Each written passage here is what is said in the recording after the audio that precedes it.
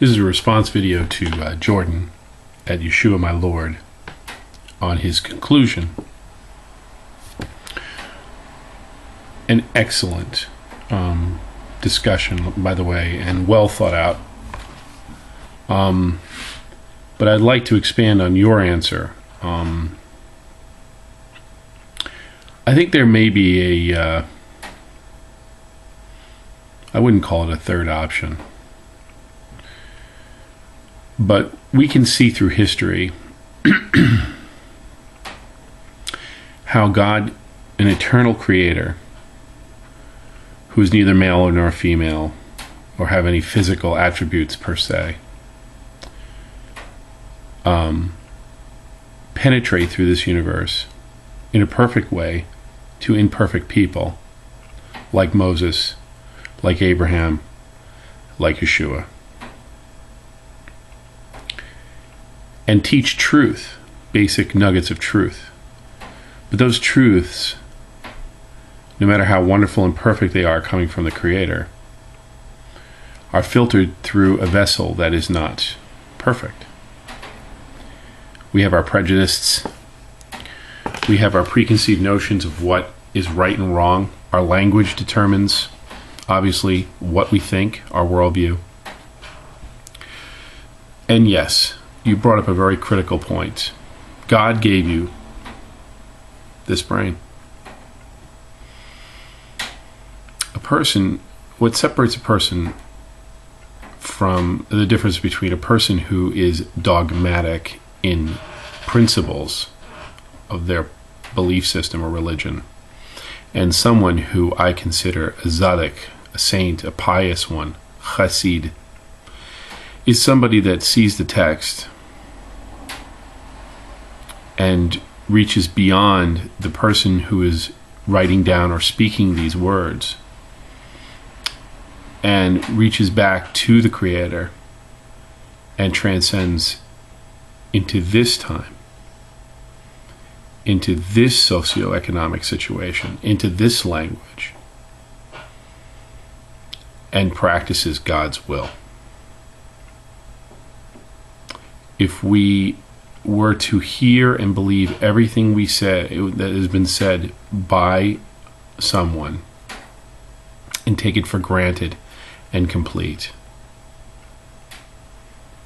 then we wouldn't need this cerebral cortex, this human being, this sentient, free-willed human being. Don't forget free will, and I know you didn't, but I'm making a general statement. Free will is in play here at all times.